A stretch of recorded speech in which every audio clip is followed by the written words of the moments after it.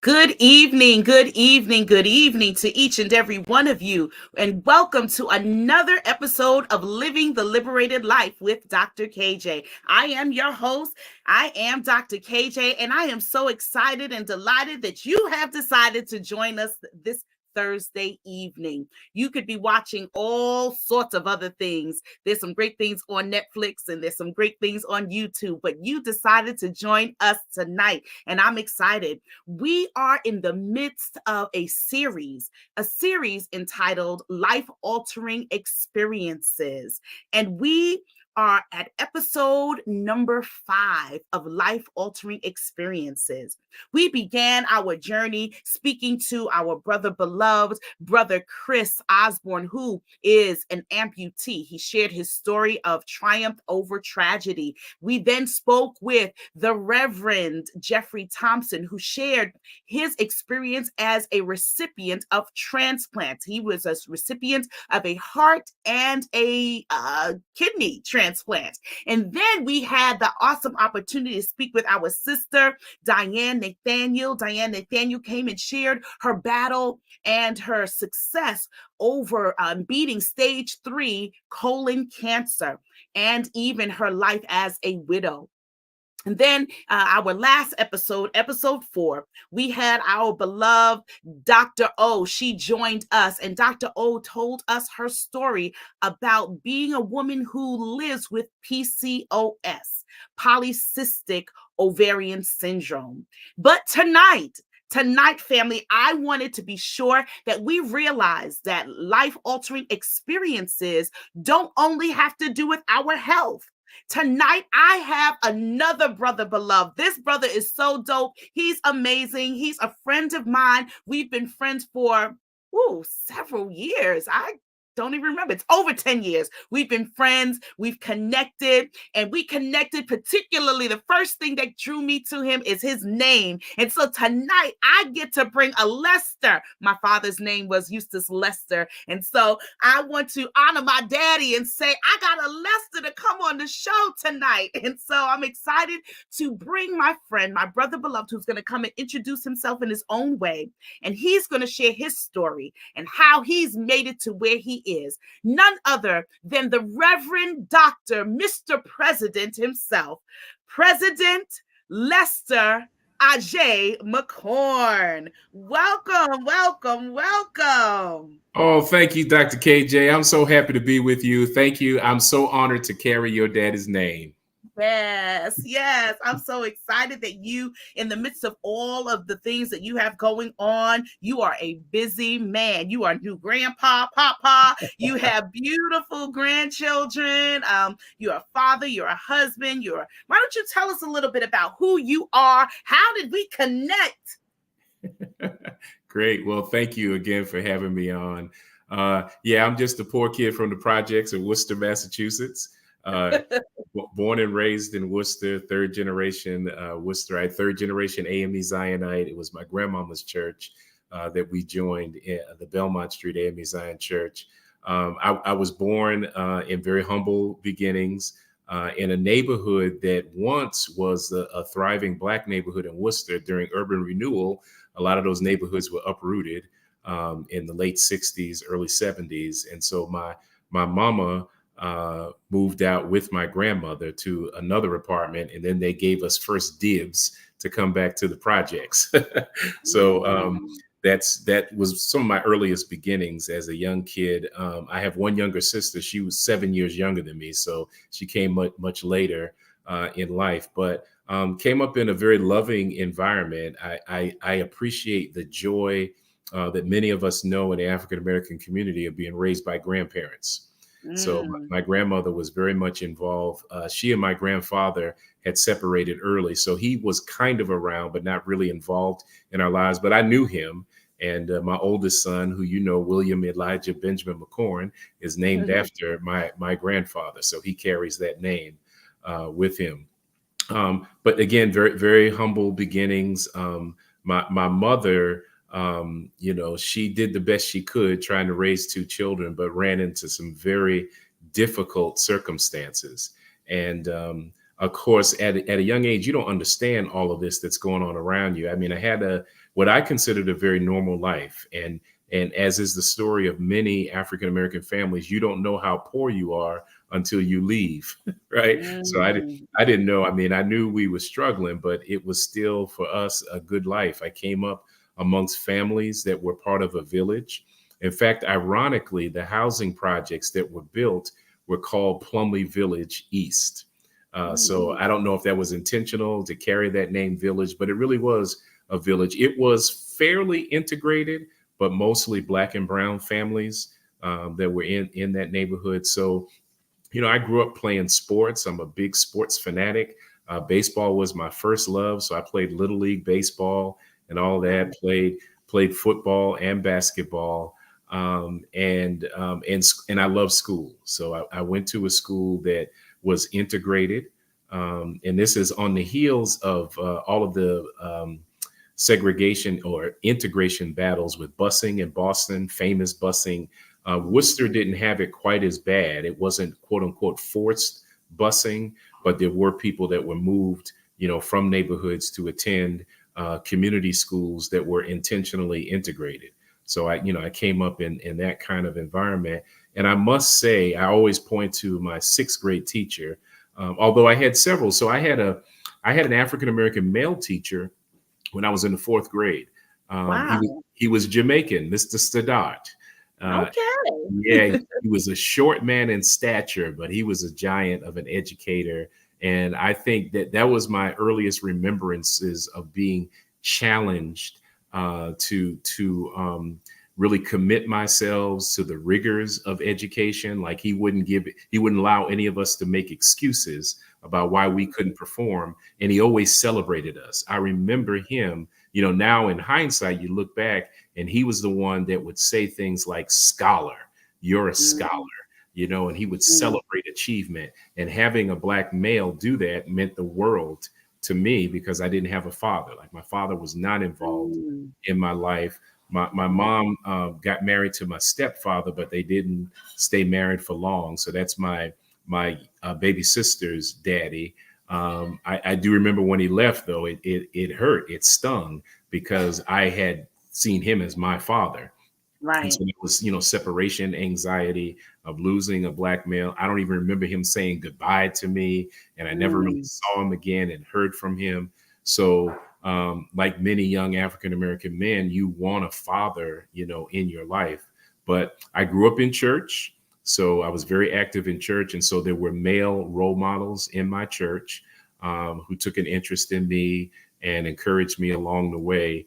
And my involvement, so I think whatever leadership skills I have, public speaking skills, I learned them in the church.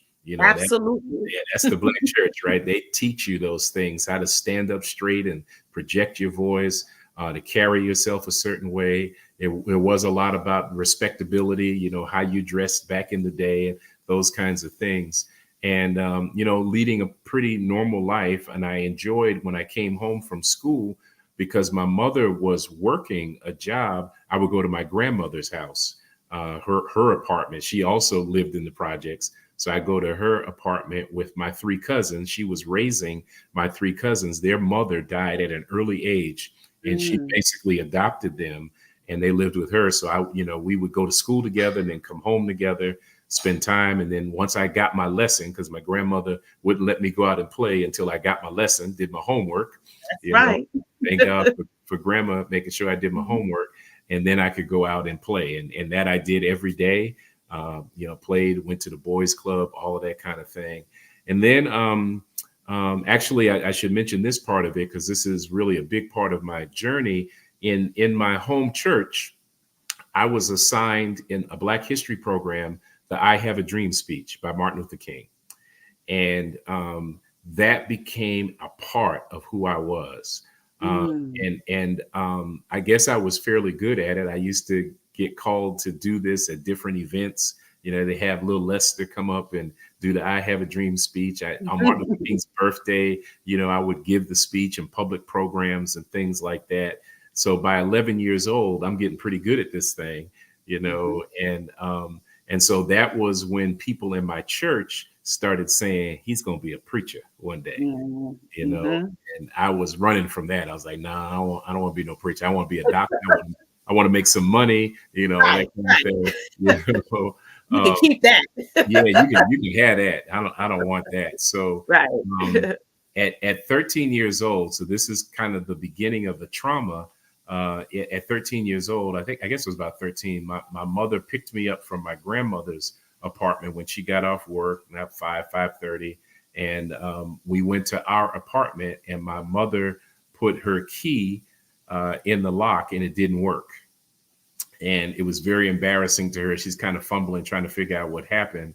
And I think it occurred to her, she knew, but she couldn't tell us that we had been evicted. Um, Mm, and in those days, and I don't know if it was just Worcester, whatever, like they didn't put your stuff on the street. They just came in, cleaned out your apartment, and put it in storage. So it was mm, in a storage place. So all of our belongings were now gone, and so we're kind of fumbling, and so we have to go back to my grandmother's house, and my mother has to eat a little humble pie and say, can we stay with you? So my mother and my sister moved into my grandmother's apartment. That was the beginning of a vicious cycle. mm, My mother just kept stumbling, trying to make ends meet, trying to work it out, and we ended up on welfare. That wasn't enough. And then my mother and my uncle, so my uncle somehow comes back, and he's living in an apartment with us. So it's mm. all of us, my So three how many cousins. people is that now? It's Yeah, so it's my grandmother, my mother, my three cousins, me and my sister, and my Uncle Joe. We all right. we And this is a all what? One bedroom, yeah, two three. bedroom It's apartment? actually a 3-bedroom apartment. Yeah, Okay. it's 3 bedroom. It's small though. It's in the projects. It's Mm-hmm. small. And my mother and her brother start battling it out, and Mm, they have these fights, and he threatened to raise his hand at her, and it got really bad. And so we ended up in a shelter for battered women and children. At mm, 13 years old, we're in a shelter. And so our whole world is turned upside down during this time. And again, I don't remember because it's so foggy, because so much was going on during my teenage years. I don't remember how long we stayed there, but eventually we got an apartment, and our church helped us. So my pastor, who I'm still friends with today, he got moved later on, but Reverend William Kelly was the pastor at the time. And I'll never forget, we were in church that Sunday when he got up to make the ministry of kindness appeal, and ministry basically of said, kindness. yeah, he said, we got a family that is in Mm, need, and we need to help them get their security deposit and first month's rent and all that. And the people reached in their pockets and did it and helped my mama get an apartment. So we got out, but she still stumbled, and eventually we got evicted again. So mm, throughout my teenage years, we were all over the place. Um, we ended up, we had to go back to that same shelter. So we did 2 stints at the shelter, which is still there to this day. It's called Abby's House, and I'm grateful to mm, Abby's House for taking us in. They had social workers there that were working with us, kind of counseling my mother to help her, get herself together. And and we literally went from pillar to post. We were just kind of all over the place. I ended up one apartment we stayed in. There was a fire in the apartment, in the building. It was several stories. Everybody had to get out, and for some reason, we went back into that apartment. Everybody else was gone, and we were squatters in mm. an abandoned building. No heat, no electricity. So we had to do what we had to do during the day while How it old was are you still now? daylight. How I old are you? guess I'm around 14 or 15 years old. Okay. So my sister's about 8 years old, 7 or 8 years old. Mm, So we're all there together, just kind of. And again, you're just trying to survive. So it's not woe is me. You're just trying to do what you have to do. And so, we're squatters in an abandoned building. It's just crazy. And no one came to check on us. Like, it's like, what's going on here? wow. Eventually we ended up at a place called the Mustard Seed. Mm. It was run by a Catholic charity, and they had a soup kitchen, and they had like a small room that we stayed in. We shared the bathroom with another family that was next door, and I used to go. They had a soup kitchen, so I would stand in the soup kitchen line to get food and bread and other stuff for the family. So Mm. we're going through this while we're there in that place, and again, we find another apartment not far from there. We get in this apartment, come home one day, same thing happens. My So Lord. So this is the third time. yeah, at least the third time. At least it may have been more. Wow.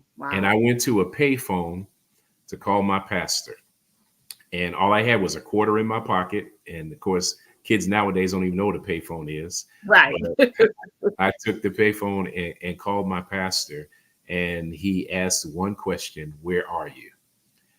And I later tell that story as an existential question. It wasn't just where I was geographically, but where Mm-hmm. was I? And I probably broke down. I was tired. I just can't do it anymore. And he came and got me and moved me into the parsonage. Mm. A Uh, quarter and a question that's got you it. into the parsonage. That's it. That's My it. God.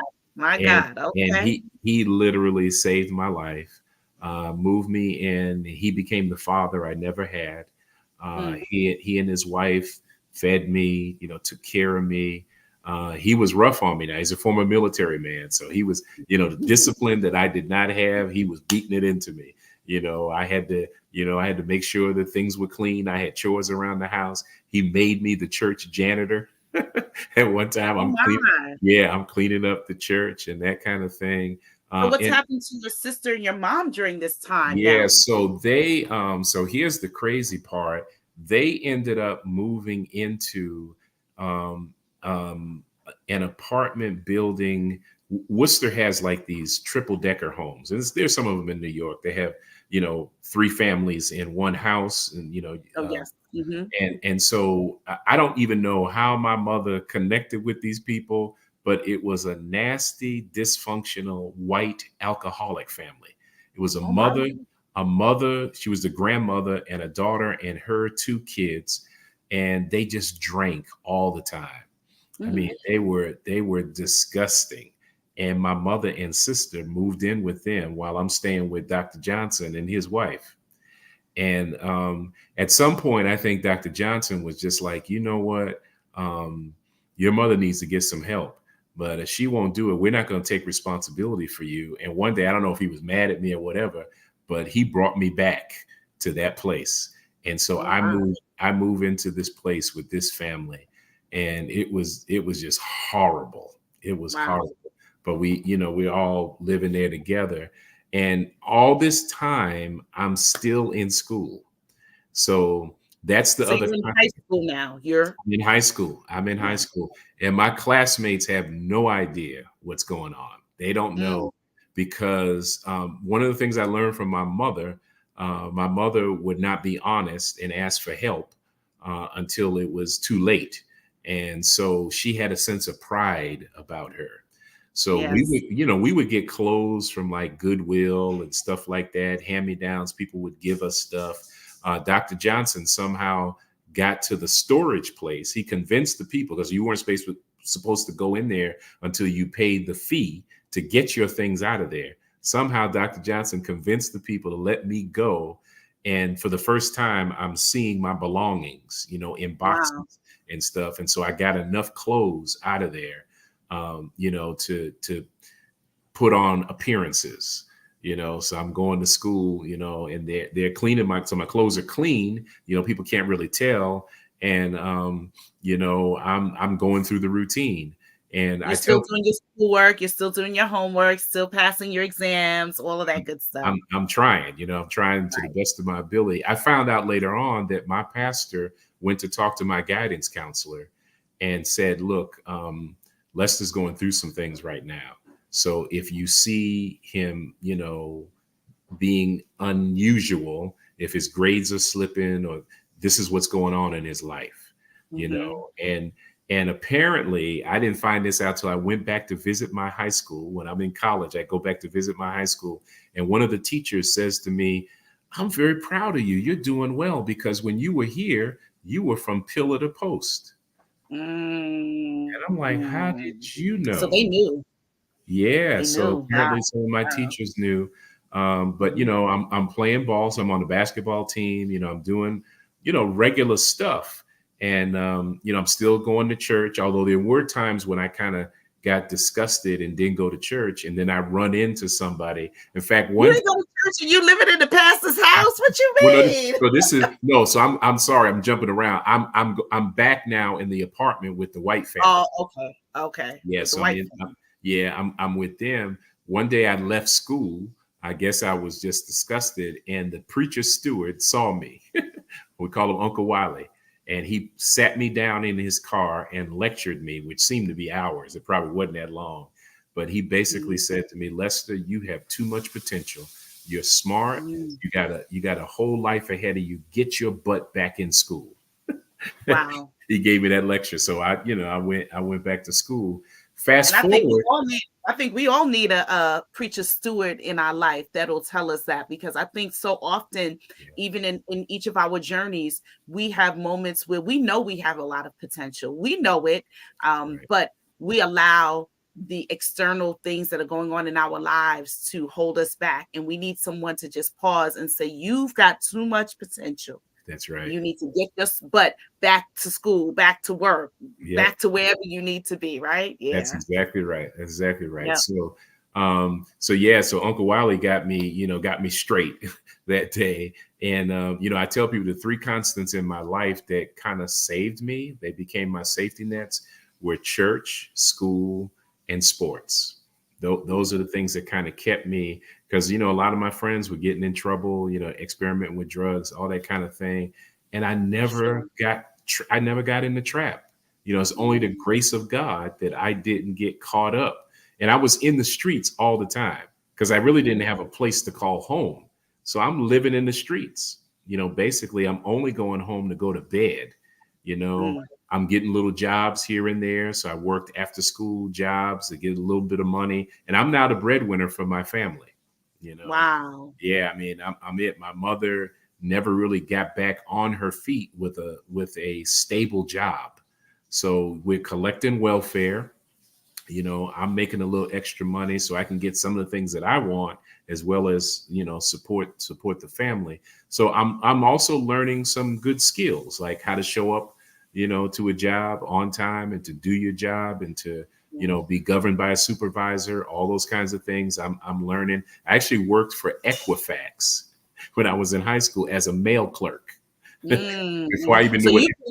So you've been a janitor, Yep, right? Let's just go back. You've been a janitor. that's right.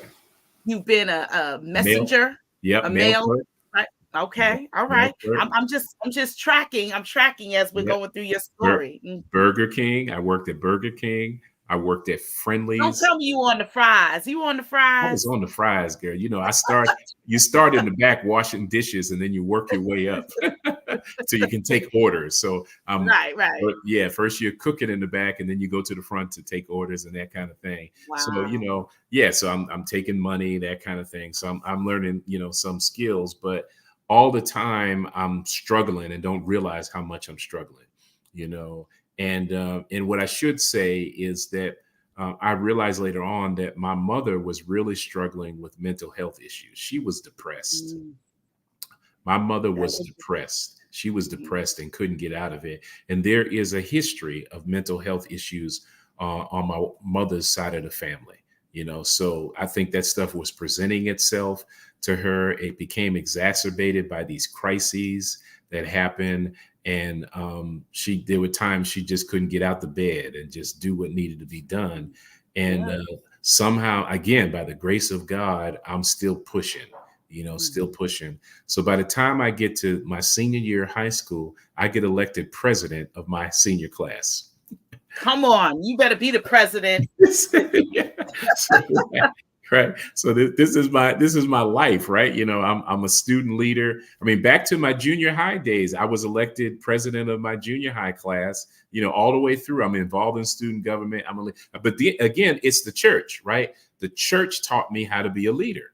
I've been. And let me just say this: the way when I met Lester, when I was in my first. Many of you know I've been in 2 doctoral programs. In my first doctoral program, Lester was my classmate. We were in the same cohort, and at United Theological Seminary in Dayton, Ohio. And Lester was elected the president of our cohort. Just so you know, I can't get folks away know. from it, Keisha. I can't get away. It's like it's a story of my life, right? Even when Yeah, I'm not trying to, you get drafted, but the you know, presidential. Yeah. but it's the call that God has on your life, right? So, I could see that pattern, going. So in my senior year of high school, we finally get an apartment. So my mother is in another projects. So we're in an apartment.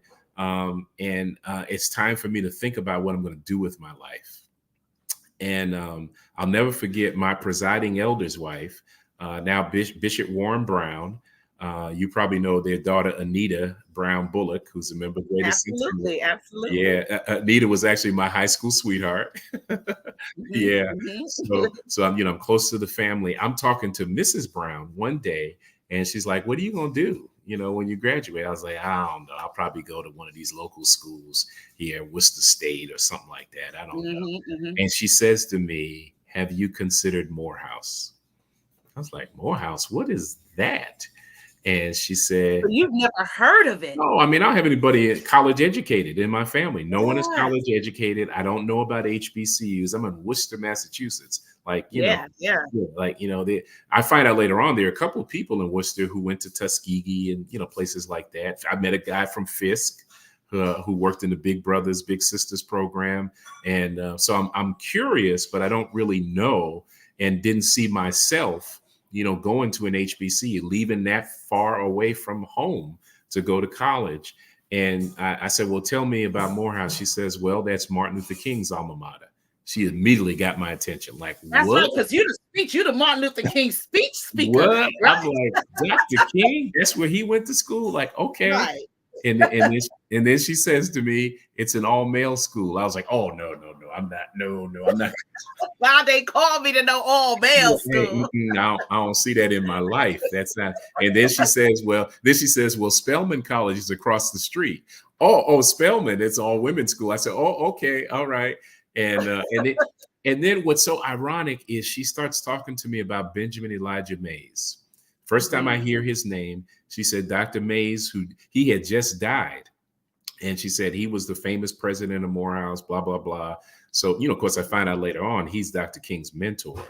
Mhm. So I applied to Morehouse, and my best friend, Chris, we played ball together. We're church boys. His daddy's a preacher. So we're church boys, all that. We talk all the time. His sister is at Spelman. She graduated Mhm. from the same high school a year ahead of us. And so she's at Spelman, and Chris says, "I'm going to Morehouse." So I was like, "All right, Well, let me send my application." And then I told you about my pastor talking to my guidance counselor. My guidance counselor takes my application and starts fixing it up for me. And mm, he adds commentary. I didn't find this out till later on, but he adds commentary that kind of lays the context for who I am. And by mhm. then, by my senior year, but sophomore, junior year, I was kind of floundering. Yeah, I just kind of going through. I was, yeah, I'm in honors classes, but I'm not really doing well. And no one's gonna kick me out. We're gonna let him. We're gonna try to help him. By senior year, I'm getting it together. So my transcript, it shows progress. My grades are coming up. I'm doing well even in the honors classes. And so he tells the story, which you need sometimes someone to give background, the backstory. Yeah, You know, context. Yeah, yeah. He Yeah. gives the backstory to tell them this young man was elected president of his class. He's got potential. And so I get in. I get into Morehouse, right? Mhm. And this is after all this, and I don't have any money to go to Morehouse. And my pastor says to me, "Well, you may want to reconsider because you ain't got Morehouse money." He's like, Mm-hmm. yeah, maybe you should go to Livingstone. So he's like, you should go to Livingstone because we can help you there. We can talk to people and get you to Livingstone. Well, my friend Chris's father, Reverend Wright says, no, Lester's going to Morehouse and he's going with us. So he got me a trunk with all of my belongings and put it in that van with his family and My drove Lord. me from Worcester, Massachusetts to Atlanta. I didn't have enough money to register because I had gotten in, but even Pell Grant wasn't enough. It was during the days of Reagan. Reagan was cutting Pell Grants and that kind of stuff. So there just Mm-hmm. wasn't enough money. I didn't qualify for a scholarship. Reverend Wright goes with me to the business manager's office. And we're sitting out in the lobby with all of the students who got poor stories about, why they don't have this stuff together. Reverend Wright and I go into Mr. Wiley Purdue's office. I never forget, Mr. Purdue was the business manager. And he says to Mr. Purdue, Lester doesn't have any money, but he's got potential. And if you let him register, I'll go back and help raise the money for his tuition. And it worked. I get into Morehouse. Listen, we all need a Reverend Wright in our lives. Reverend Wright. And he still lives to this day. He's 92 years old and he is yet alive. And I thank him every chance I get. He went back to Worcester, and at the Martin Luther King service, he gets up in front of the crowd and says, y'all remember little Lester who used to do the I Have a Dream speech at this program? He's at Dr. King's alma mater and he ain't got no money.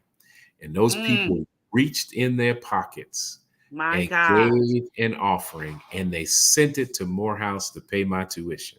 My God. So what you're saying to me, what you were saying to me is God was setting you up from your very first speech. That's right. At church. That's right. He set me up. And you had no clue. No clue. God.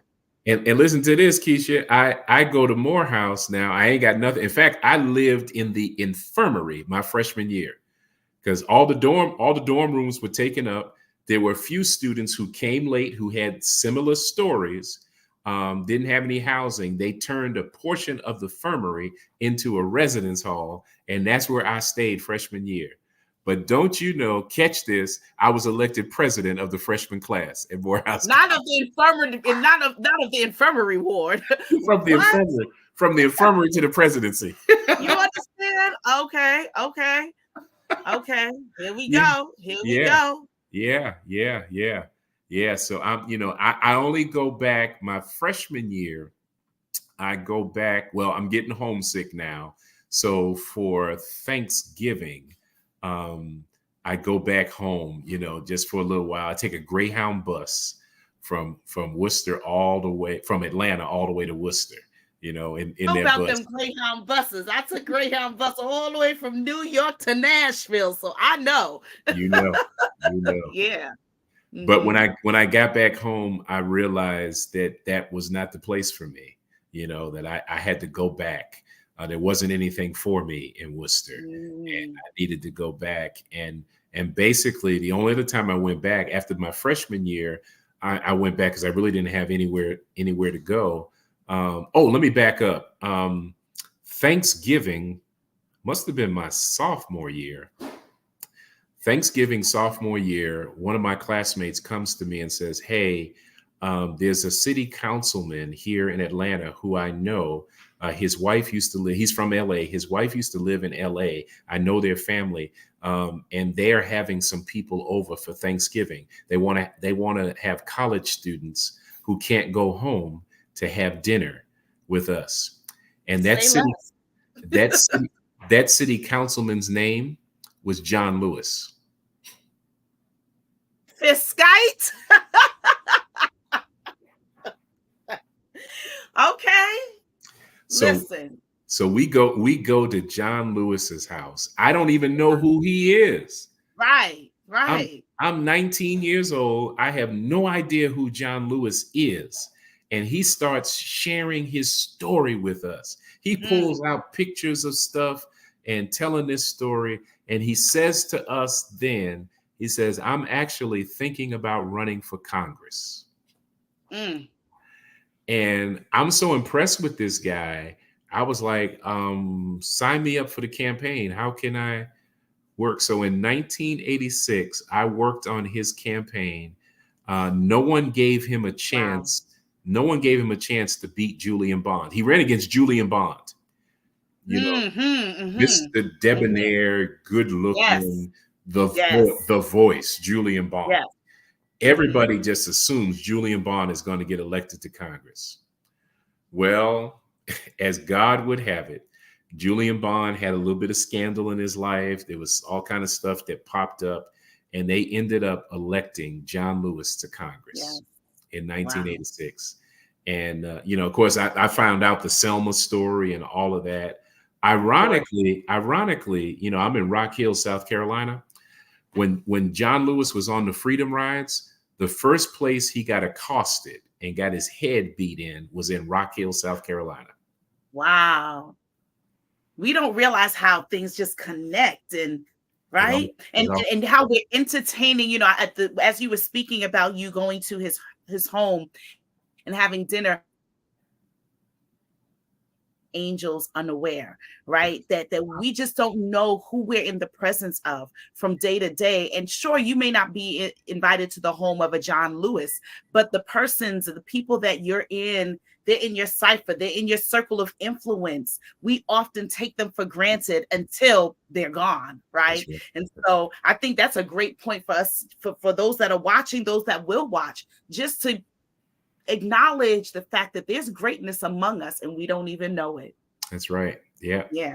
So this poor homeless kid, who ends up at Morehouse, ends up at the house of John Lewis. I worked on his campaign. He gets elected, and I end up being a congressional intern to John Wow. Lewis. I Wow. worked in his office. Just amazing. So yeah. So I don't realize the baggage that I'm carrying. The trauma of being poor and being homeless. And then even, long after I left, I finally realized that I was battling depression while I was at Morehouse. I'm Wow. battling it. Yeah, I'm battling it because there are semesters where I don't have enough money and I have to sit out and I got to work to raise money and ask people to give. Before we had what are the things you give online to? What is it called? Go fund me. Go fund me. GoFundMe. GoFundMe. Crowdfunding. We didn't have Yeah. GoFundMe then, right? Right. So I just had to, call churches and help me, the bishop. I actually got my first church when I'm a junior at Morehouse at 20 years old. Can't talk about your first church if you ain't talk about your call to the ministry now. That's right. Yeah. How you get to church and you didn't even talk about your call? Yeah. Yes. So Dr. Johnson, my pastor who moved me into the house, he became my mentor. And I think he did it because he knew that I had this call on my life. So I preached my trial sermon when I was 16 years old at Wow. that same church. And so I obviously, when I applied to Morehouse, I applied to be a religion major. And Dean Carter, who people know, Dean Lawrence Carter, became my mentor at Morehouse. And he really took an interest in me. And he's one of the people, I was the first Martin Luther King scholar at Morehouse. He had raised money to support chapel assistants. So I was a chapel assistant. And I came to him with my sob story. And he said, okay, if you help sell these books, he had a book that was coming out about the Nile Valley Conference that was at Morehouse. So I had to hawk some books in order to get this scholarship. But Listen. yeah, that was the scholarship I got while I was there. And I'm pastoring a church. And my first church, the bishop came to me at annual conference and said, young man, are you ready to travel? And I was like, I don't know. I should have said this. I'm actually supplying a church. So there was an AME Zion church that was started in Decatur. And the presiding elder tricked me. He was the preacher for that little church. They would gather on the third Sunday of the month in the chapel of the Thankful Baptist Church in Decatur. I love the name. Which was pastored at the time by Reverend James Morton, the brother of Paul Morton. Shut your mouth. Come on now. Yeah, James Morton was the pastor. They Gotta eventually open the floodgates of heaven. Yeah, right. Let it Right. rain. Let it rain. Let it rain. I didn't know all the politics was going on. James Morton actually got kicked out of that church, and he started another church. But we're in the chapel of that church. The presiding elder. This is no exaggeration. I went to Shaw Temple. That's where I worshiped as a student. I went to Shaw Temple that morning, and presiding elder Potter came to me and said, "Young man, I want you to go with me to the church. I'd like to have you preach." I'm not really paying attention to him. Like, yeah, whatever. And I didn't realize that he wanted me to go like that Sunday afternoon. So I'm in my dorm just kicking it, and I hear a man walking through the hall saying, "Lester McCorn, Lester McCorn." He didn't know where I lived. He I guess he just asked students, "Do you know Lester McCorn?" And he's calling out my name, and I'm jumping up like, "What in the world?" He said, "Go put your suit on and come with me. We're going to the service, and you're going to preach." That's why they tell you always have a sermon in your back pocket. Be also ready, right? Right. So at 19 years old, I'm going with him. I'm preaching. Unbeknownst to me, he had a plan to give the church to me. Wow. So he stopped coming, and I would still go. And Henry and Vivian Brown, who became like parents to me, they took care of me. So they would pick me up. In fact, on Sunday morning, I would just go with them to dinner, and then they would take me to the service. And then they started having services every week. So I'm preaching every week to this church. They got a plan in their head. I'm not even thinking about this, Keisha, because I'm in college. I'm having the time of my life. I'm trying to pledge alpha. I'm trying to do my thing. I'm not trying to pastor nobody. I'm not trying to be preacher nobody's You're trying church. to just be an alpha man on Morehouse campus. That's it. That's all I'm trying to do. Like Dr. Martin Luther King. That's right. Trying to live my best life. Right. Unbeknownst to me, they had already talked to the presiding elder and the bishop, and they were going to ask the bishop to make me their pastor. And so we get to annual conference, and there's another gentleman there who had just moved from Alabama to go to Emory, Candler School of Theology. He had a young family, and the presiding elder and the bishop said, "No, we need to give that church to that man. We can find something else for this young man." Again, I don't know no one's talking to me. I don't know what's going on. And then we get to annual conference, and the bishop says to me, actually another preacher, I guess he chaired the Holy Orders Committee. You know about this because you've been in Zion. He chairs the Holy Orders Committee, and he comes to me and says, "Did the bishop tell you that he's going to ordain you?" I said, "What? Do what?" He said, "Yeah." He said, "Make sure you're here at such and such a time." And so he calls me up with another preacher and says, I got to work for this young man to do. I'm going to ordain him right now under missionary rule. So wow. I didn't have to meet no committee. I didn't have to take no exams or nothing. They figure he's at Morehouse majoring in religion. He'll be fine. They ordained me on the spot on a Saturday. And on Sunday, when they call out the appointments, they send They sent me to 2 little churches in the country, 2 of them. And between the 2 of them, they might have had 30 members. And up in Summerville, Georgia, the preacher steward comes to me and says, "Hey, here's my phone number. Call me, if you need anything." I'm like, I don't have a car, and I don't even know what Summerville is. I had to take the bus from Atlanta to Rome, Georgia, which was 60 miles away. The preacher steward met me at the bus station and drove another 30 miles to get to the church. And this was every Sunday? Every Sunday, I had to take the bus.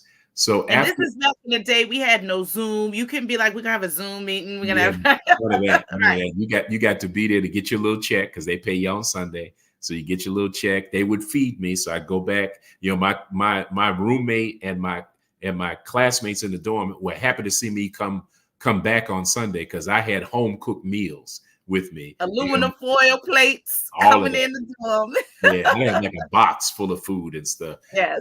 And so after a little while, the trustee board chairman, who was a woman, she says, "We got to get you some transportation." So she goes to the local Ford dealer and co-signs for me to get a car. Thank God for the sisters. so that I can get back and forth to this little church. And I did that for 2 years before the bishop sent me to Winder, Georgia, which is where I was pastoring when I got involved in civil rights.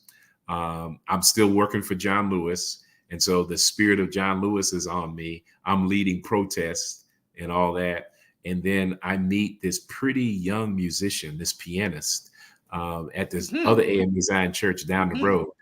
And A pretty one. A yeah, pretty one. oh, she was pretty. She was pretty, and she could sing. All right. She could sing and Uh-huh. play. And so one of those churches decided to become a full-time station. Oh, because these churches were on alternating Sundays. So one church was first and third Sundays, and another church was second and fourth Sundays.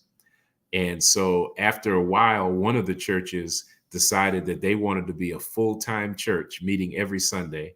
And so the church in Winder also was only 2 Sundays a month. And so when we went to 4 Sundays, we had a dilemma because the musician who was there could not play on the other Sundays. So I went to this other young, pretty musician and said, could you come play for me on the other Sundays? And, yeah, there was a method to my madness. Tell me about it. And as they say, the rest is history. Now, what would her last name be now? Like, if we were to fast forward, what would her last name be today? Well, her name then was Mundy, Charlene Mundy. Yeah, and and her last name is McCorn now. So, all right. So 33 years later, she's still with me. Your church musician. Be careful with them church musicians. Be careful. You got to be careful. So, Lester, I'm going to ask you now. I know that in your journey now, I need you to tell me. So, where are we today? Today, I know that you've shared with us your journey and how you got to where you are in ministry. I know that you used to pastor the Pennsylvania Avenue. Some more, am I correct? Yes, Pennsylvania Avenue Amy Zion Church. Yep, that's right. Yes, okay. And so you were there for some time. How many years were you there? 9 years. 9 years.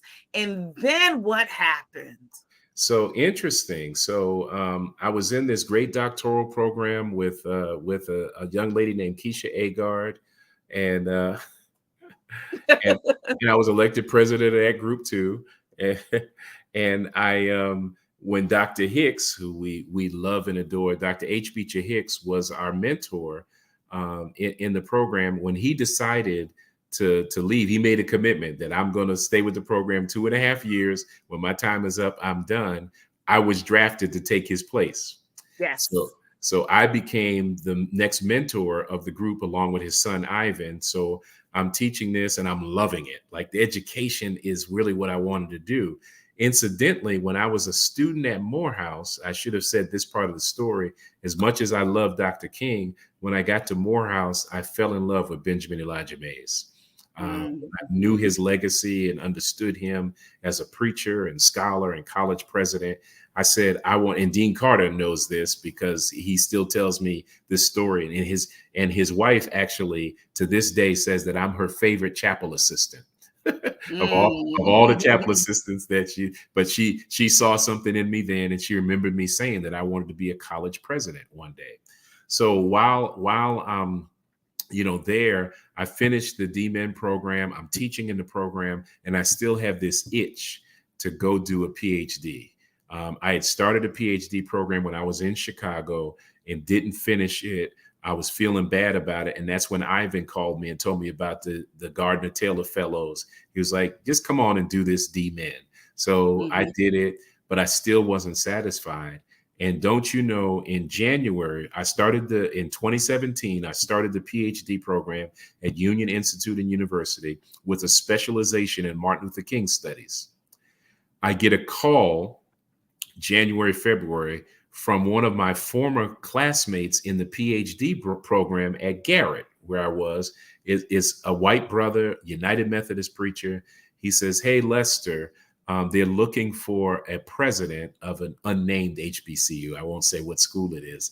He says they're looking for a president, and I'm wondering if you're interested. And I said to him, Matt, did I ever tell you that I wanted to be a college president?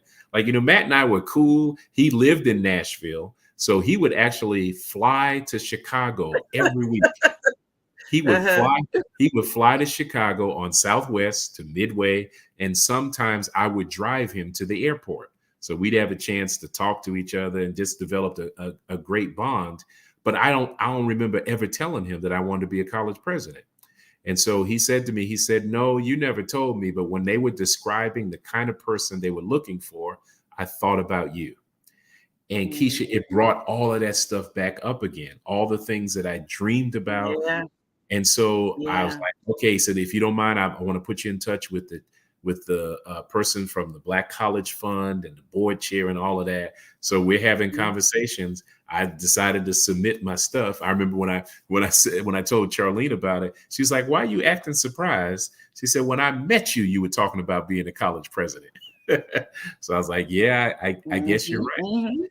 So long story short, I get into the interview with them. And after the interview, it went so well. After the interview was over, I called Charlene and said, pack your bags. We're moving. We're getting ready to go to this new place. But unnamed HBCU. Unnamed HBCU. But at the time, the unnamed HBCU was going through some challenges. And I think the committee, rightly so, decided we can't afford to hire a person who's never been an HBCU president, who doesn't have, experience in administration and higher ed. Although, we like, what he said, and he's got a great vision, he's got the skill set, but no, so that didn't happen. So, now this is after, Keisha, I had run for bishop in the AME Zion Church, and you know that story. I was going to bring that up, but yes. Yeah. So I had offered myself for the episcopacy. I'm at Pennsylvania Avenue, the church that makes bishops. My 3 predecessors were all elected bishops of the AME Zion Church. So I guess I felt the pressure on me. Well, I guess this is what I'm supposed to do. So I thought. And after that election, I was disappointed for maybe 2 days. Charlene and I went fishing. And while I was out there fishing, the Lord spoke clearly to me that I've got something greater for you to do. And you just need to get yourself ready. So that thing doesn't happen. But I spoke to Bishop Kenneth Monroe and told him about it. And by the way, Bishop Moore, who Bishop Moore becomes my bishop. And I'm sharing with him what's going on. And he was like, Lester, I would hate to lose you at Pennsylvania Avenue, but I know you. Darren's one of my best friends in the world. He says, I know you, and this is in you. And if there's anything I can do to help you get there, I will do it. And so after that didn't happen, because he actually made a phone call, he was a reference for me and all of that. Nobody knows. He keeps it close to his vest. It's just us. And so when I come back, he said, it's okay. You focus on Penn Ave right now and figure out what your next is. I told Bishop Monroe, who's also a good friend, we pastored together in Connecticut. Bishop Monroe says to me, wow, if I had known this, I would have submitted your name for Clinton College. And he said before, because he was the chair of the board for 8 years. By now, he has got moved on to another Episcopal area. He says to me, he says, but I think Clinton is going to have to make a change real soon. He said, let me call Bishop Hines, who's the chair of the board now, and tell her. So we talk. She says, send me your resume. I send a letter to her about my vision for Clinton College. I know very little about Clinton other than what I've seen. I visited the campus before because when I was in the Georgia conference, it was connected to South Carolina. We would have the Faith and Order conference there. So I'd been to the campus when it was Clinton Junior College. And something just told me that this would be a good place to begin. So get your feet wet. Get your feet wet, serve your denomination in another way. So you're not going to be a bishop, but my God, you get to be a college president of one of our institutions. So Bishop Hines says to me, well, we don't know what's going to happen. We're working through some stuff. She invites me to come down and be a lecturer at the Faith and Order Conference in June of 2017, right around this time. In fact, this week is my anniversary. My God, this is the Wow. anniversary. Okay. This is the anniversary.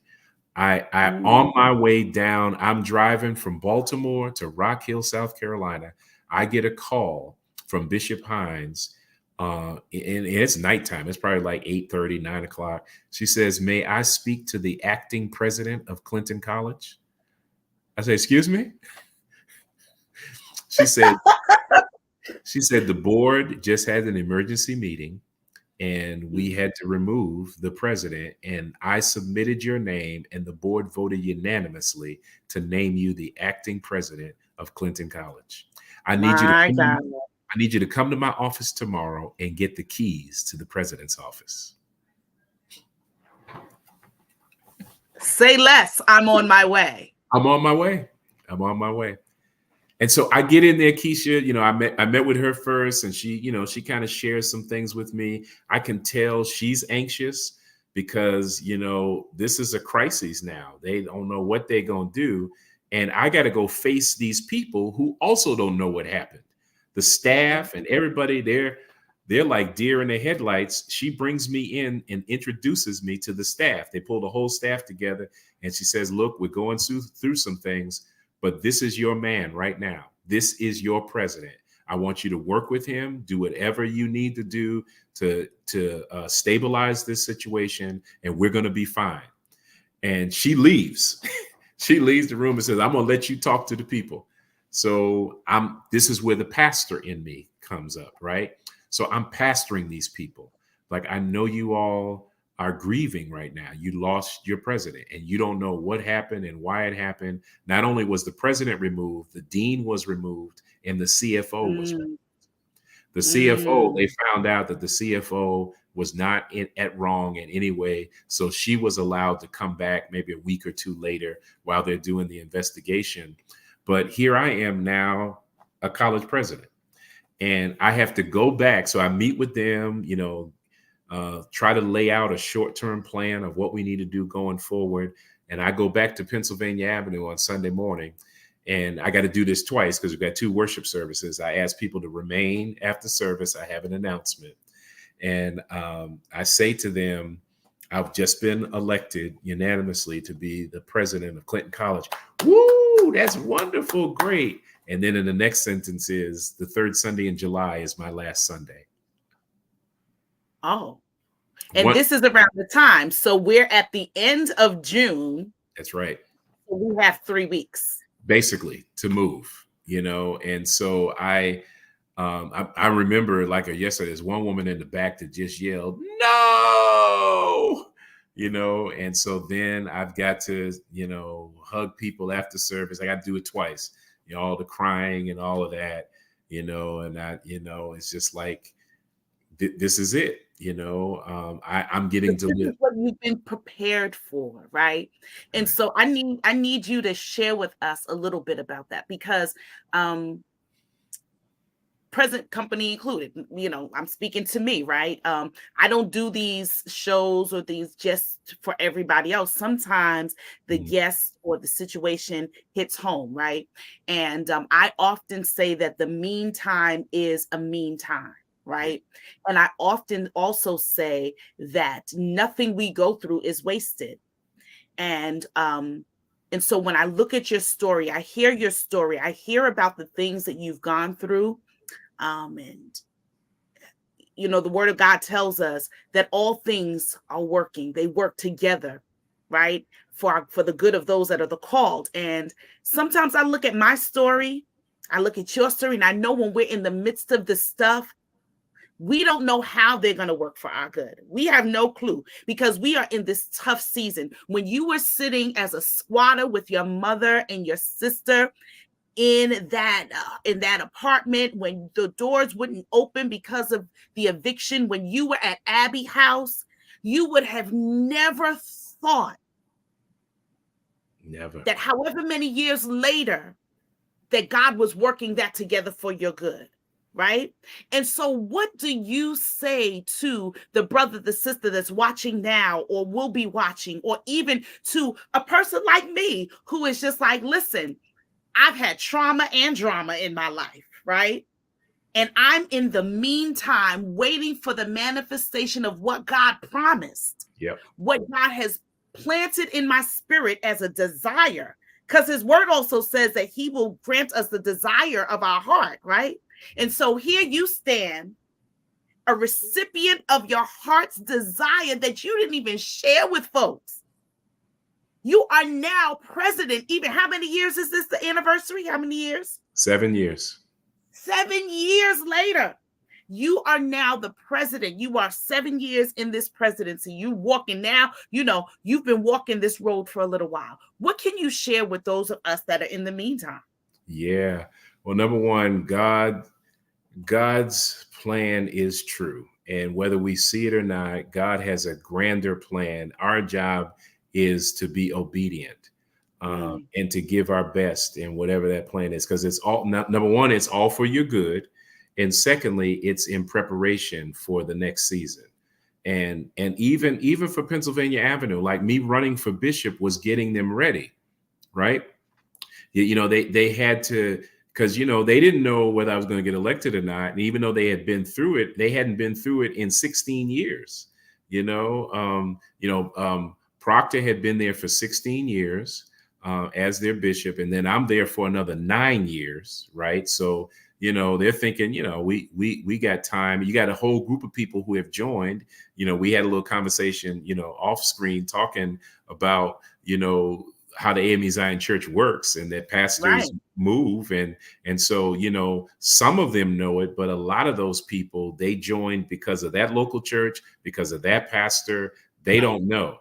But during my campaign, which lasted almost 2 years, we had conversations about succession. I worked arduously on developing a strategic plan for the church. And I left a 3-ring binder on my desk with the strategic plan that talked about who we are and what our vision was and where we were trying to go. And I spent time with leaders, getting them ready. And I think to your point, all of us need to be working now for our next. We don't know what that is, but we need to be working now. We got to be preparing ourselves, because not the day nor the hour. You don't know when your moment is going to happen, when the door is going to open, when God finally catapults you into this place, and all the other things. So you've already mentioned it. My experience as a homeless youth going to college prepared me for the presidency of an HBCU where 90% of my students are poor students. They're Pell Grant eligible. Their families can't do anything to support them. I have students who came to college from homelessness, right? So when I look at them, number one, I get to pay it forward every day. That's what gives me joy. I get to pay it forward. And I get to see Lester McCorns walk in my campus, who have nothing but potential. That's all they got. And someone has given them an opportunity to get an education, to have a world opened up to them, for people to believe in them and not judge them based on their zip code and how many parents live in their household and, where they've come from and all that kind of thing. At Clinton College, we love our students with everything we have. And that's one thing that they can say. They can say, we may not have a lot of things at Clinton, but we got a whole lot of love. That's good. And let me tell you, as an HBCU, 2-time HBCU grad, I tell people, I have a lot of friends who went to PWIs, and there's nothing like the love of a HBCU experience. Nothing about that experience. And so, so Lester, now what I feel, I'm theater, I'm dramatic, I'm all those things. Yes. Now you have a new documentary that is about to launch, and it's coming out really soon, and it's going to be about your story. I'm going to go ahead and put it up. Why don't you tell us about that? Yeah, so I'm doing an interview. There's a brother named D. Brown, who's a serial entrepreneur, just a gifted brother. He's working with us on the development of our residence hall and a couple other things. But he also has a show on PBS called Self-Made. And he did well. The first show was called HBCU, YOU, HBCU. Love it. He brings people on to talk about HBCUs, talk about their experience. And so I'm doing an interview just like I'm doing with you. And I just say matter of factly that I was poor and homeless before I got to Morehouse. And I literally said to him, I went from no house to Morehouse. And he has this strange look on his face, like, what? You were homeless? And so, we talk a little bit. And after the show is over, he says to me, he said, hey, man, I had no idea. And he said, that was so powerful. He says, I have another show called Self-Made, where I talk to people about success and how they got there. Would you mind staying and doing another interview? We'll just move to another section of the studio and sit down on the couch and we'll talk about your story. So we go through the story. It starts getting a lot of hits. It goes viral on his channel and on PBS, and people are watching it. And then one day out of the blue, he calls me and says, hey, I got an idea. He said, I want to do a documentary on your story. And he said, I will bring camera crews to wherever. He sent a crew to Atlanta. He sent a crew to Worcester, Massachusetts. He sent a crew to Rock Hill to interview people from my past, people who helped me along my journey. Bishop Brown was interviewed for a long time. He's prominently featured in there telling his story about me.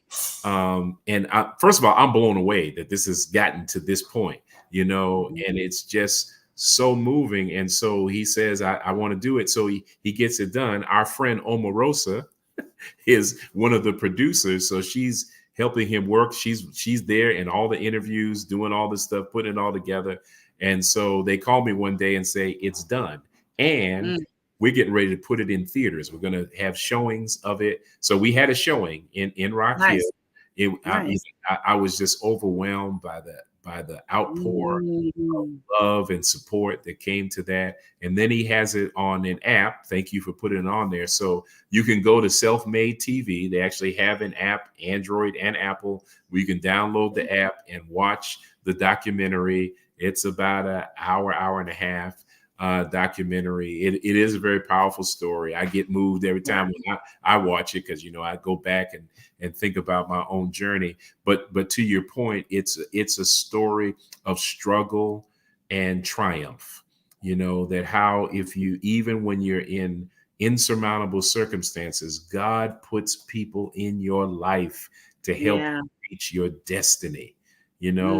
That's the story of my life. I can point to so many people who God strategically positioned in my life to help me get to where I am.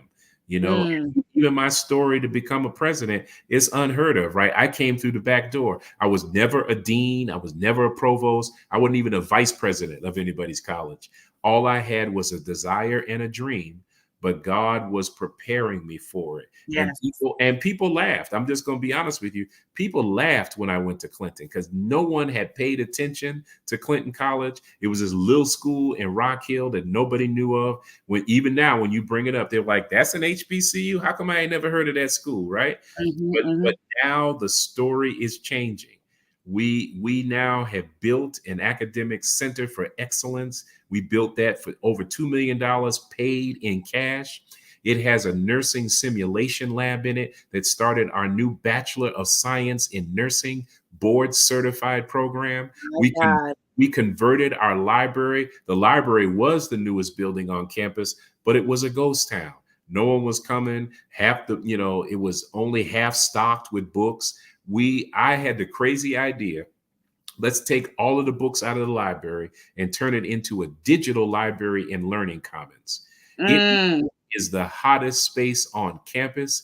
It's got individual study pods that look like phone booths. You go in and close the door, the lights come on, the air circulates. You can study in there. You can get online in your courses in there. There are larger pods where people can have classes or have meetings and meetings. Groups. Yeah, it's a larger. We now operate our Beacon Forum. Our weekly assembly is now in that place. It is broadcast worldwide from that spot. And from that, we took the computer lab that was in the library and turned it into a cybersecurity lab that is outfitted with $1 million worth of equipment. We started a new Bachelor of Science in Cybersecurity.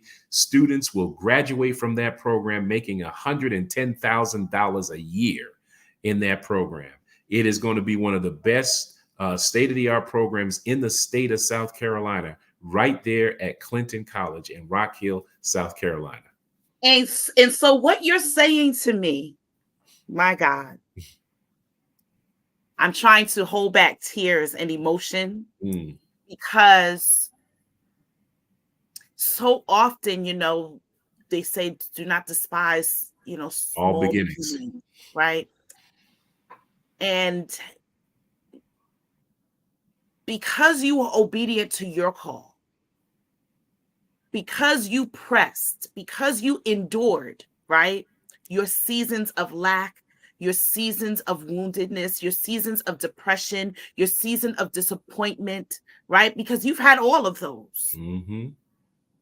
Right? You've spoken the disappointment of not being bishop, the, depression. You went through depression when you were in college. You're at Morehouse, but you're depressed, right? Yep. There are people that want to get into Morehouse, but you're depressed, right? You've been through these things and you did not use them as a crutch. You didn't use them as, you didn't wear them as a badge of honor, but you allowed God to use you to bless somebody else. Amen. And I think that's one of the most powerful things when we talk about living a liberated life, right? There's nothing more liberating than knowing that what you've been through was not just for you, but it was for you to be a blessing to somebody else, right? That you were able to say, look, if I could do it, you can do it too. So I understand what you mean when you say you look in the eyes of these young Lesters walking on the campus, Lestinas, right? Leslie's, right? Coming on campus. Yeah. And, we all go to, as both of us being HBCU grads or just people going to college, any new experience, we walk on the campus and we're like, I don't know what's about to happen. Right? But every encounter, every experience has significance and has purpose. It does. And you know what, Keisha, we have a summer bridge program that we run. I started it 2 years ago with 8 students. We now have 55 students in that summer bridge program. Freshmen who are straight out of high school on their way to college. They now have an incubator for 6 weeks. They'll be in this program. They get 9 credit hours for free. 9 credit hours. So they're already into their freshman year by the time they start in August. They're getting English, they're getting science, and they're getting computers in this summer. And they're having a boatload of experiences that are just amazing that we are funding for these students. And I look at them, they just came this weekend, and I've been looking at them all week. I mean, this group is so on fire. I mean, they are excited, they are gifted, they are talented, and they are grateful. They are grateful to be at Clinton College.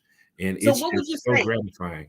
What would you say are the top 3 things in this season that somebody who is, like we said before, trying to figure out, look, I don't want to be a president of college. Yeah. Right. But maybe it is, maybe somebody has been pastoring for a long time. Maybe someone's been teaching for a long time. Maybe someone's been in nursing. A lot of my friends that work for the city, they're, a lot of them, I had a conversation with a friend earlier today who was saying that, I really want to get out of New York, right? Or I don't want to do this anymore. I have a lot of friends that are like, teachers, they're city workers. They're like, I don't want to work corrections anymore. I don't want to be a school teacher anymore. I don't want to drive the bus anymore. They're saying all these different types of things, but they're holding on because that pension. They're holding on because, and they're at the door and they're just like, but is that living liberated? Are we being obedient to the calling of God if we are awake? What would you say? What would you say to that person? Yeah, and I think that's such a great question because so many of us are afraid to do anything different than what we're doing. There's a sense of security and comfort that we have in just maintaining, even though we're unhappy and unfulfilled. The Yeah. first thing I would say, there's a quote by Howard Thurman that says, find the thing that makes you come alive and go do it. Do the thing that makes you come alive. Yeah. Secondly, you have to be willing. It's so cliche, but it's so true.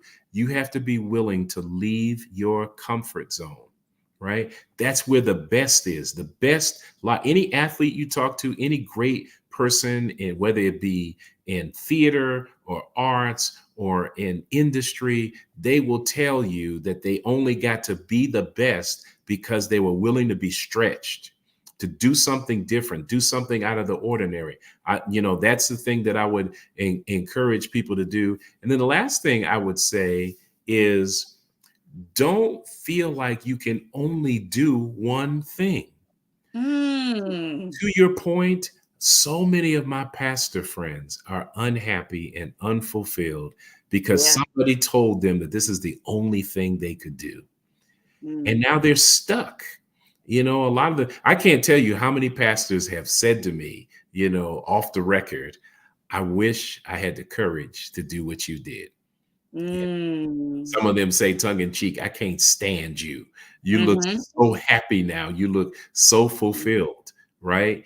But they're stuck. I mean, and a lot of preachers are finding out that this church thing in many ways is not all there is in life. But we've been led to believe that you got to be faithful to God. This is what God has Mm. called you to do, and this is the only thing you can do. But he also called us to have life and have it more abundantly. More abundantly, right? So like, And, yeah. and maybe it's switching up where you are. I think COVID gave us a chance to pivot, to do church differently, to do ministry differently, to do Yeah. life differently. And a lot Yeah. of us couldn't wait till COVID was over to go back to what we've always done. Yeah. This is an opportunity for us to do new. Yes. God is calling that. Can't you hear Isaiah say, behold, I do a new thing? Yes. Do you not perceive it? Hello. Can you not hear Right. it? Can you not see Right. it? Yeah. Right. So I mean, I Right. think I thank God, and part of it maybe is because going back to my life of moving from place to place, maybe that gave me something in me that allows me to take on something new, to leave, Mhm. pick up, and go somewhere. Mhm. As a The as a willingness to, yeah. as a pastor, I started out in Georgia. I moved back to Boston to pastor. Charlene went with me to Boston, to a place she had never been before, is where Will was born, in Boston. I went to New Haven, Connecticut, because Bishop Walker said to me, you have potential, young man. I want to help direct you. And I said to him, I said, Bishop Walker, I need to go to seminary. I need to finish seminary. He said, well, I got this church in New Haven, Connecticut, and there's a little school right there called Yale that you Well, can go right. to, right? So because I was willing to leave, I go to an Ivy League school. I get elected to the school board. I'm the vice president of the school board in New Haven, Connecticut, all because I was willing to go. I go from Right. there to Chicago, to the Martin Temple Church. I get a Rockefeller Fellowship while I'm there, and I meet a young, skinny state senator named Barack Obama, who becomes my friend and helps Mm. me get a $500,000 grant for our Community Development Corporation My because I Lord. was willing to go. I moved to Atlanta because I thought I was supposed to work at Morehouse. That doesn't work out. I take on a church, and while I'm there, God is doing some stuff in me. Bishop Dennis Proctor gets elected from Pennsylvania Avenue, and he and Bishop Brown recommend me to go to Baltimore. Right. And so I'm there for 9 years, and it's so much I could say about that. But again, while I'm in Baltimore, I get a chance to teach at United and then get the call to go to Clinton College. Right. So to your audience, you got to trust God and go with God. Where God guides, God provides. Say that again for the people in the back. Where God guides, God provides. We My have not Lord. been hungry. My children have have eaten well and done well. They all have college education. You know, that God has never abandoned us. You know, Mm, we've always been all right. Am I rich? No, not in things, but I'm rich in right. other ways, you know. Yeah. And I Yeah. would, as the old folks say, I wouldn't take nothing for my journey. That's good. That's good. Pastor, oh, not pastor, excuse me, President McCorn. I'm still a pastor. You know, it's funny. My members, you know, my former members, they all call me pastor. And oh, I'm sorry. No, no. The greatest honor and title of my life is that of pastor. Well, My Lord. second to being a father and a grandfather. Right. A husband, right? Right. And so Lester, so we've talked a little bit about, we've talked a lot tonight, right? And I know the hour is drawing late, but I do want you to just say a little bit about your book and show the people your book before we sign off, and just tell us a little bit, what's this book about? To just share with us. Yeah, so this book is actually the product of my doctoral dissertation at United as a Gardner Taylor Fellow. It's an abiding concern around mine. I told you before that I had worked as a community organizer and then as a president of community development corporations. And my experience at Morehouse sensitized me to my Africanness, right? Growing up in the AME Zion Church, I knew a little bit about it. I was, I think, to an extent pro-Black, but at Morehouse, I went to the Nile Valley Conference, which blew my mind. And I could go on a whole tangent about that, but I realized how African we are. And in it, I found what I believe to be the secret to our revival as a people, our restoration as a community, is recovering our African roots. And I feel to this day that the Black church, we're African through and through, whether we want to admit it a lot or not. We're so African to our core, but we try to deny it. And what I posited in my thesis, which I bear out in the book, is that the reason that there's a divorce now between the Black church and the Black community, we don't even talk about racism and all that other stuff. Right. The Black church has left the Black community, if not physically, spiritually, and emotionally. We have left the Black community, and our Black communities are struggling because our churches have left the building. And I feel like the holy common ground is our Africanness. And so I studied Trinity United Church of Christ. Jeremiah Wright was my hero. And, you know, Otis Moss is my boy. He actually wrote the foreword to this book. Okay, Otis. hold it. There's a little glare. Can you hold the book up again so that Yeah. there you go, standing on holy common ground. And it says, an An Afrocentric ministry approach to prophetic community engagement. Great. Yeah. Excellent. Yeah. Excellent. So, Excellent. you know, Otis writes a forward in there that affirms the belief that our African-centered principles are really true to who we are. And it really is the salvation of our people. You know, Raphael Warnock wrote an endorsement of the book, and this is after he wrote his great book, you know, about the Black church and Black theology. And so this is it is sort of a praxis model for the church to recover that African spirit using, you know, principles of Kwanzaa, as well as other African-centered practices that will bring us together so that we realize that we need each other to survive. The Black church needs the Black community. The Black community needs the Black church. So that's really what this book is about. And it's focused on economic and community development. Excellent. Excellent. So as you can see, friends, families, those that are watching now will be watching in the future. I told you this brother was dope, right? So we have now, he shares his story about being from homelessness, his the documentary that will be coming out soon, or is out, right? On Self-Made TV. So we want you to go over, get the app if you're on Android or if you're on Apple. I'm an Android girl. Me too. Me too. Android, Self-Made TV. And we want you to go ahead and look for No House to More House. Check out this story. It will change your life. It will impact your life, your perspective on life, on homelessness. I know you've seen The Pursuit of Happiness, but you haven't seen No House to Morehouse, right? And so we want you, don't worry about Will Smith. We got Lester McCorn, all right? And so, we want you to head on over there. And then we want you to reach out to Lester McCorn. I'm going to put his email address up as well. Just a second.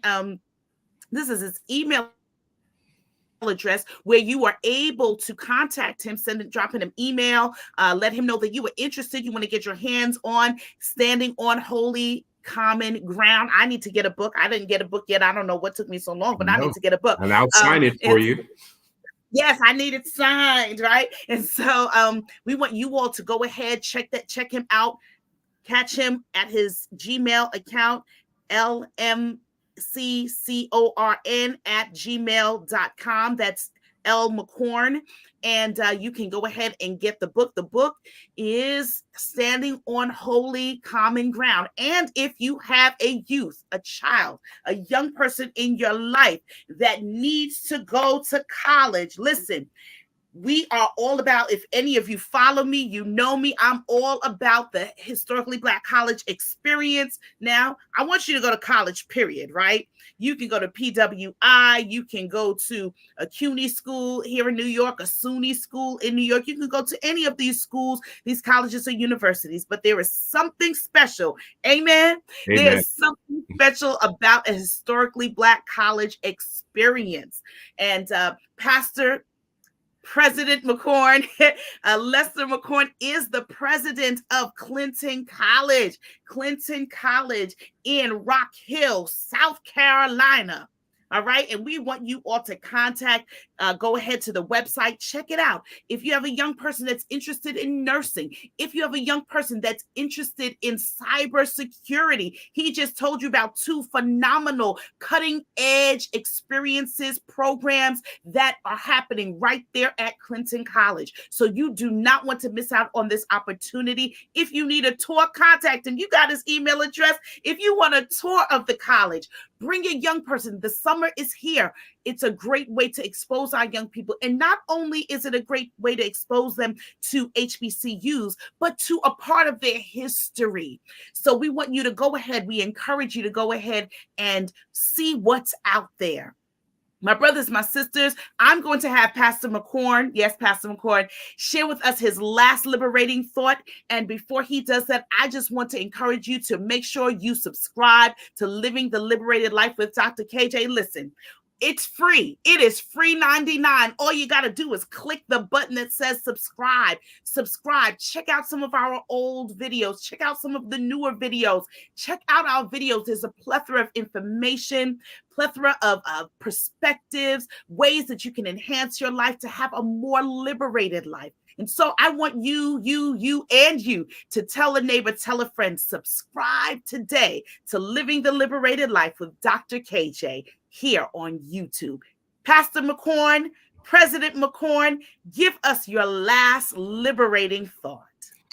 Well, as I do that, you all, if you're interested in cybersecurity, I have full scholarships, tuition, room, and board for 25. The first 25 that get to it have a full ride in a cybersecurity program at Clinton College. So make sure you contact us at clintoncollege.edu. One of my favorite texts. I'm going to tell all the kids. I'm going to tell everybody, all hurry up. They better get on it. They better get on it. One of my favorite scripture texts comes from Romans chapter 12, verses 1 and 2. Be not conformed to this world, but be ye transformed by the renewing of your mind, so that you can prove what is that good and perfect, acceptable will of God. God has a plan for your life, but you got to be willing to be transformed. Don't be a conformed person that goes along to get along. God has a plan for your life, and the God that I serve is a God of transformation. And you got to be willing to be transformed, because if you conform, you will be deformed, and you need to be transformed so that you can perform. That's what God wants for your life. So I pray that you will live a life-altering experience by trusting God to do what only God can do. So you can go from good, better, best. Never let it rest until your good is better and your better is best. My God. And with that, there's nothing more to say but live liberated. God bless you and good night. Thank you for joining us tonight. Bye-bye.